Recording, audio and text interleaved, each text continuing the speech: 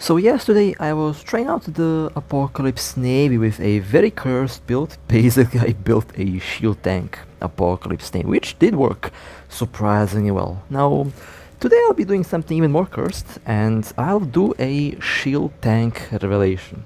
Honestly, I've never thought that I'll be doing a shield tank revelation in a serious video, but apparently it works. And the way how that pulse crystal 45 attribute works made me very curious to actually test it out on a Dreadnought. Now, I have 4 adaptives and 4 shield boosters. Might be a bit overkill, and I think it is overkill, but I just want to see if the capacitor could potentially maintain the charge for quite a while. Now, depending on the situation, I will be testing this. I will be testing several builds. This is basically the first troll build for today, but I will be eating this at a SuperCap later on, just to see if it can actually out-repair a Bombard SuperCap. I'm very curious about that. But this should be able to recover about 226,000 shield every 3.85 seconds. Of course, when the siege mode is active, and I did add one grappler because I've realized that these things have been in the game, but I just haven't used them at all. But yeah, we have grapplers now. Can fit only one, but you know, it's better than nothing, and it's quite an interesting module.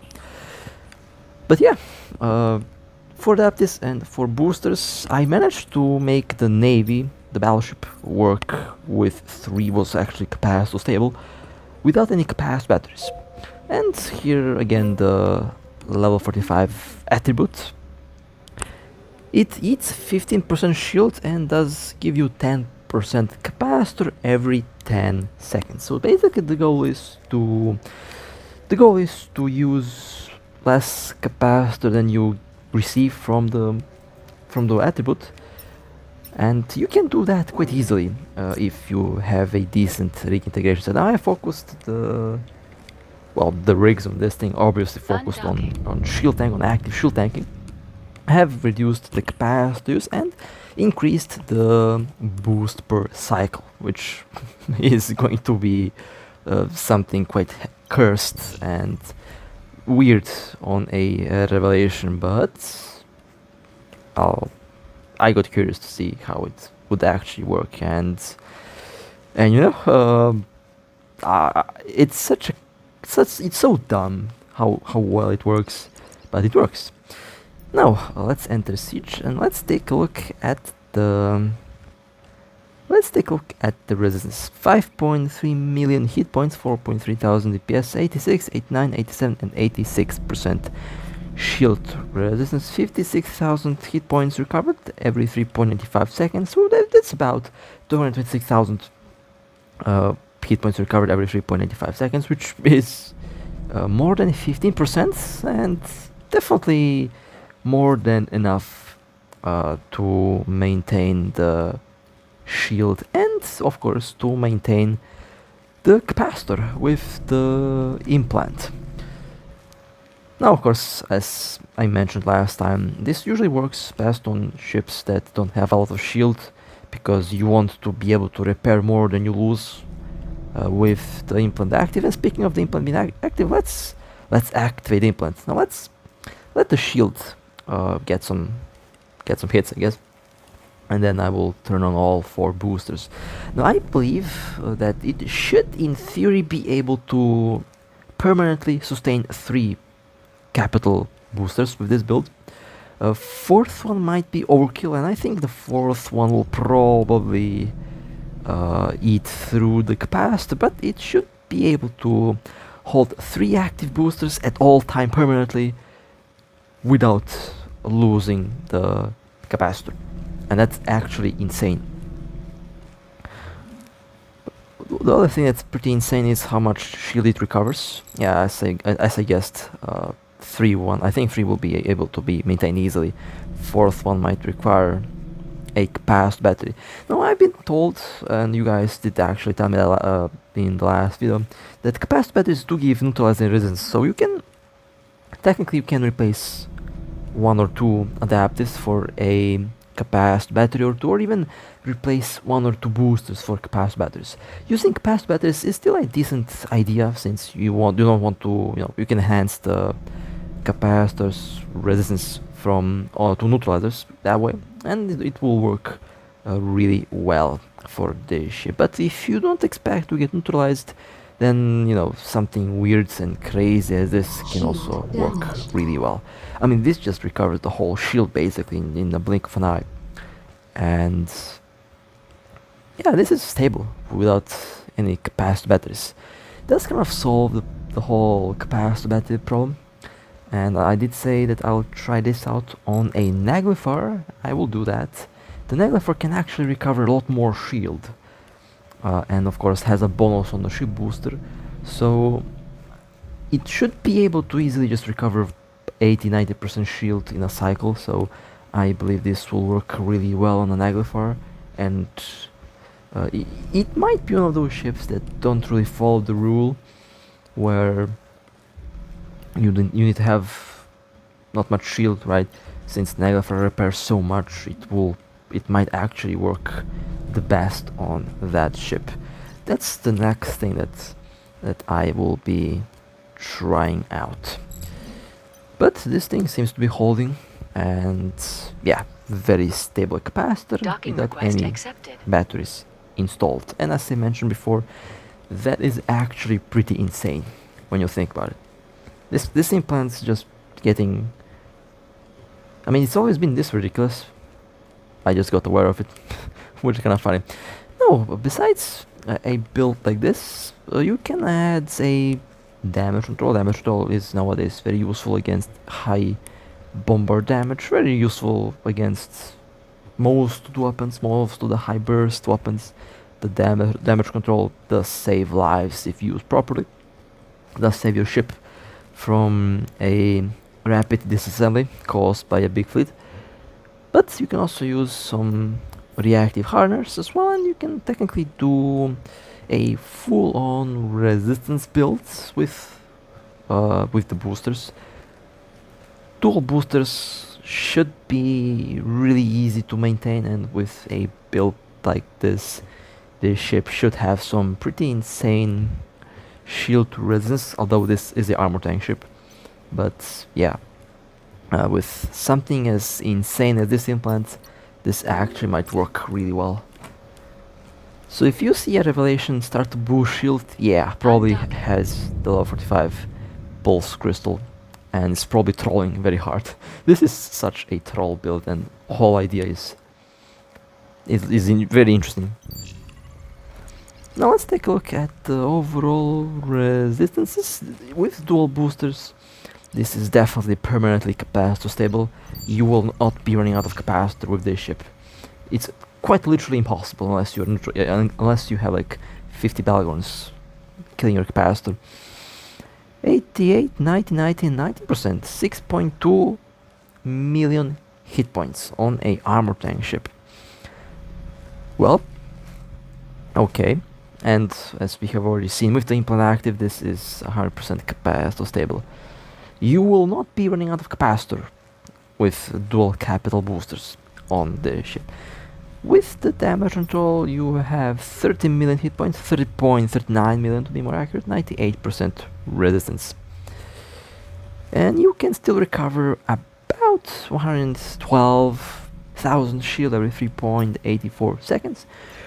Which means in about 4 or 5 cycles your shield will be fully recharged.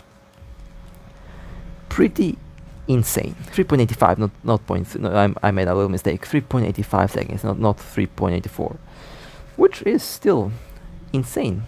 Since this is literally permanently tanked. You are not running out of capacitor with this. Constantly will be stable at above 90% with no capacitor batteries. So yeah, this is a very interesting use for this implant, I guess. Just like the thermal circulation implant is used for armor tanking, this implant can also technically be used for shield tanks. although it is kind of ironic that you are killing your own shield in order to get shield. I've been told you can actually do the same thing but with armor, with one of the new advanced general units, but I feel like shield might be a bit more broken in this case, since shield is being recovered insanely fast, and the armor might actually work, but I feel like shield at the moment is recovering insanely fast. I think the armor might work on the Moros, the armor focused, the armor pulse crystal troll build might work on the Moros with the new advanced general unit. So that's also one of the things that not only Moros, but you can also do the same thing with the Hubris, since the Hubris technically is a Moros hull, just a bit different. But yeah, should work on the Hubris and Moros as well. They have a bonus on armor pairs. Can you imagine just having like 3 or 4 armor pairs permanently active on the Hubris or Moros? That's gonna be absolutely insane, and I definitely have to try that out. Or a full-on resistance build without any capacity batteries would be really insane. Docking request accepted. I did mention, and in the title of the video I mentioned the Bane, the Lancer. The Lancers are still broken. Of course, they're still broken. They don't work on the test server, so I can't really use them in a more serious way. I'm just waiting for them to be repaired, not repaired, but to be fixed, so that I can actually fly them and test them out against Supercaps and stuff like that. But I will show you how the Bane will look today with a troll build like this, since I believe the Bane can do the same thing as the Revelation, although the Bane does have a bit more shield, but it still does recover so much shield. It doesn't really matter in the end. You still recover a lot of shields, and you don't really have a lot of shield on these ships by default, but it should work the same way. And here you can take a look at those capacitor batteries that to give neutralizer resistance. They're also very nice idea to have in case you need to use them. Honestly, a very good idea. And that brings us to the Bane. Let me quickly pull out the rigs that I have on this thing, and then I'll be jumping in the Bane. Let me also unequip everything else. Let's jump in the Bane and let's do a cursed Bane build. Now, the Bane is a very interesting little Dreadnought. It's a ship that I thought I might get, but eventually decided not to. I'm just going to wait for navies to be out. Navy Dreadnoughts with extra chunk and with extra resistance are going to be absolutely insane. So they are my goal. I would say if you like tanky ships, wait for the Navy Dreadnoughts. They should be floating bricks, because they should have about the same resistance values as all the other Navy ships that we already have in the game. So I'm about to probably do one of the most cursed builds that you've ever seen on a Bane. I still say that these builds are cursed because they are armor tank ships, and I'm doing a shield tank. In most cases, I would say don't do this, but unfortunately or fortunately, it doesn't. I don't really know how to how to describe the thing here, but because of the 45 implants, something as stupid as this actually works. And I say stupid because you shouldn't really do a shield tank on an armor tank. It's just wrong. It's wrong on so many levels, but if it's stupid and it works, well, I mean, can I say that it's stupid if it works? Not really. I mean, it's still stupid, but yeah, it's a troll build, so you can kind of, if you want to troll, I guess it's decent enough. Anyway, let me just quickly assemble this monstrosity of a ship, and then we will see. There we go. For adaptives, for boosters on a Bane, 743,000 in shield. This does boost 226,000 shield every 3.84 seconds. Yeah, that's well over 15%, well over the threshold that you need, so yeah, it will work. You can also basically replicate the same build that I did on the Revelation. All of these builds are kind of universal, and they are interchangeable and easily applied to all of the Revelation hulls, navy armor ship hulls or any armor hull in general. You can apply the same build for all of the ships. It works. That's the beauty, basically. That's the beauty of builds that I like to do. They're usually universal for literally a vast majority of ships. And Milestone as well, I have to check that one out because it has like the shield booster bonus. So, that's, yeah, 7.8 million hit points. Does have the same stats on the shield as the Revelation, just a lot more. Just a lot more hit points. Just a lot more hit points. Of course, the siege mode doesn't work because the ship is broken. At least on the test server it's broken. But yeah, you do get some very, very interesting shield stats on it. Now, one little thing that I kind of made a mistake here while recording, and I realized this literally when I was almost finished recording. I pulled out the rigs from the Revelation and I forgot to put them back in, and I was wondering why my shield was getting low even with everything, you know, even with the, why was my capacitor getting low even with the implant active. Turns out I forgot the rigs, so right now I'm basically flying a naked Revelation, and the shield boosters don't boost as much, and they also don't have the same, you know, energy usage reduction as they have with the rigs. The rigs really do make a insane difference in energy consumption. Basically, if you plan to make a troll build like this, you kind of have to add those capacitor, you know, to the shield rig that reduces the capacitor usage. It is very important to have those, and I've figured out that integrations work really well. You can technically do something quite cheaper and don't use the integrations, but at the moment it does really feel like integrations work the best with a troll build, especially if you are making a shield tank on a ship that's not a shield tank, because usually in a normal circumstance, in, you know, normal situation, it's not going to work, because if you shield tank a armor tank ship, usually ends up in a big failure. But if you do slap some integrations on the ship, and if you really do focus to make the ship booster work as best as you can, then you can easily just pull it off. And on a Dreadnought, it's literally insane. Now, I kind of expected that it would be insane, since the Dreadnoughts do get a repair bonus with the siege mode active. Does definitely, you can literally see a insane, I mean, I say insane, it's 100% bonus on like all repairs, and you also do get a much shorter cycle time on the repairs, which does technically enhance how much hit points you recover. But on Dreadnoughts, this works really well with ships in general that have a lot of capacitor, and ships that tend to have less shield than armor. And the Revelation does end up being a very good candidate to have such a build. Now, of course, not only the Revelation, but the Bane as well.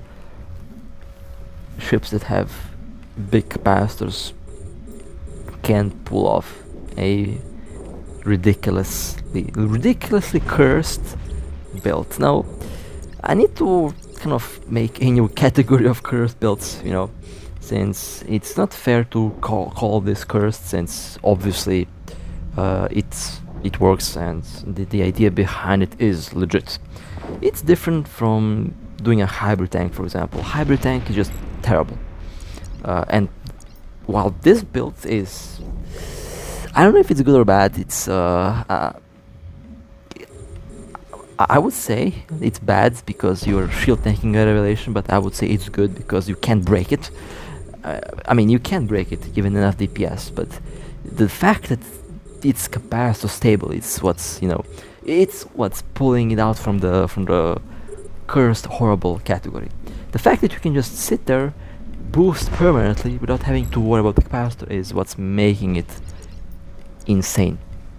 And that's the most insane part about it. The fact that the capacitor just doesn't care how much boosters or repairs you have, it just runs. So I really need a new category of build, since, well, this is technically not cursed, but at the same time it is cursed. It needs a new category. So I'll just leave that up to you guys. How would you call this new category? Tell me down in the comments below, because I don't know. I mean, obviously a hybrid tank is bad. That's no. If we can agree, I think we can all agree to one thing: hybrid tank is terrible. Fitting like a bunch of different weapons and different weapon sizes in high slots is terrible. That's basically the worst that you can basically build your ship. And then there is, you know, this, which surprisingly does seem to work. I mean, I kind of did try to make, and I tried to kind of justify the hybrid tank, you know, the mixing of shield and armor, right? I kind of tried to justify that, but in every single situation that I did try that out, it never, and I mean never performed nearly as good as a normal build. Like the worst normal build that I could pull off still performed better than a hybrid tank. So I literally see no use for it, and I also don't see any use for mixing weapon sizes in the high slots. I tried to do that, it never worked really well. It always gave like performance that was nowhere near as good as if you would use normal weapons or normal weapon sizes or weapon sizes of one type. It never really worked better, or it never really had any advantage. It was always just bad. So if you see, you know, mixing weapon types and mixing weapon sizes, that's just not good. And now for the most curious part that I wanted to do: a shield tank revelation versus a bombard supercarrier. Now, I did a test like that in the past, and a Dreadnought can easily tank, a properly tanked Dreadnought can easily tank a glass DPS supercarrier. It all lies in your build. A good build will work, a bad build will not work. A DPS build will get thrown to shreds. It's just how it goes. There is just no other way around it. So the solution to living is there, although most of the Dreadnoughts nowadays have either a glass build or a battery build, and glass and battery builds will simply die to supercarriers. You really have to have a specialized tank build that focuses on resistance primarily in order to survive. But how would something as stupid as well, not stupid, but how would something as weird as this work? Well, I never tried out, but I'm about to. Now I have a damage controller, and I also do have a 4 adaptives and 3 boosters and a damage control. With this build, it is capacitor stable. Capacitor is not a problem with 3 boosters, with 3 capital boosters. I'll be using a hell because I somehow misplaced the Nyx, and the commands to spawn a Nyx don't work, so have to work with what I have. But fully glassed out Nyx should have really high DPS, about I think it's 110,000 DPS without a bombard, and about 3 times more with the bombard, so about we're looking at 330,000 DPS. So yeah. Okay, well, the revelation is set on fire, and well, seems that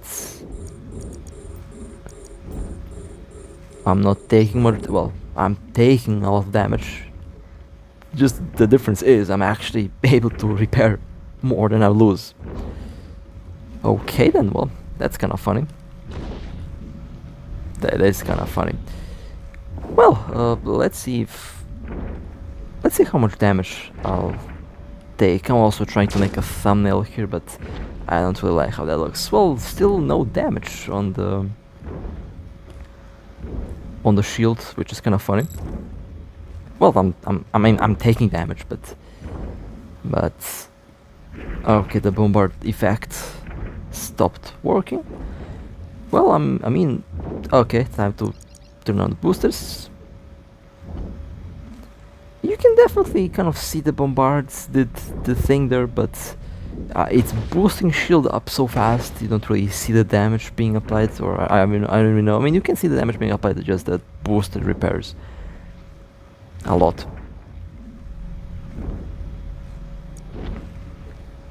So, as weird and as cursed as this does look, I mean, let me tell you, I still have like I still really feel like this is a very, very, very wrong way to fit the revelation, but apparently at the moment I think it did well versus I think the ship did better now versus a hell than it did with an armor tank, or maybe maybe just me imagining things, but the fact that I don't have to worry about the capacitor is a huge bonus, really. The fact that I don't have to worry about the capacitor is a huge bonus. Well, the capacitor is at 74%, well, about 74%, does go up and down. Now it's at 76, but the boosters are still constantly up and running. I don't seem to have any problems with I could actually technically enhance the recovery rate of the capacitor even more if I turned the active mode of implant on and off, because it does give you a 15% less recharge time, which technically means 15% faster recharge on the capacitor. But I don't really think that I have to do that. If you're losing capacitor, then you can just turn off one booster and just wait for the capacitor to recharge itself. Basically free energy, what we're doing here, free energy. And now I just have to wait for the implant to, there we go, 75. It will actually recharge the capacitor to 100% now, since one booster is offline. But yeah, permanently tanking a Nyx, permanently tanking a hell, not Nyx. Nyx will be the next test versus a Naglifar.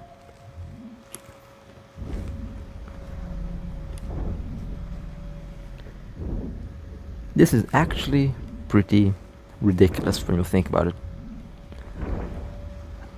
I really hope that this doesn't start a trend of shield tank revelations with level 45 focus or pulse. I always mix them up. It's pulse crystal, not focus crystal. Pulse crystal does get the recharge, not the focus crystal. Focus crystal is something else. But if this does start a trend of players actively looking out for level 45, or if it actually starts, if it makes players level up the pulse crystal to 45, it will be pretty ridiculous. Can you imagine just a fleet of immortal, well, not immortal, but you know, perma-tanked dreadnoughts just floating around? That would be kind of funny when you think about it. It does have a chance to actually start something new. Of course, this is nothing new, but brought to my attention quite recently, and I just decided to check it out myself, and it works. It works. This is just weird and oddly cursed, but impressive. Well, I mean, a new category does definitely need to be made for a build like this. But that would be it for today. I'm going to be doing same build with, I think, all the Dreadnoughts. I'm very curious to see what works and what doesn't work. The next on the menu is the Naglifar that I'll be testing out, because I'm very curious to see how would that thing work, since it can technically recover like whole shield in a single cycle. And I'm very curious to see how it would work with this build. The capacitor might not be the best, but I think I can pull it off with a very similar build to what I have on the revelation here. But with that being said, hope you guys enjoyed. If you would like to support me, feel free to like and subscribe. And with that being said, stay safe, play safe, and as always, I'll see you next time.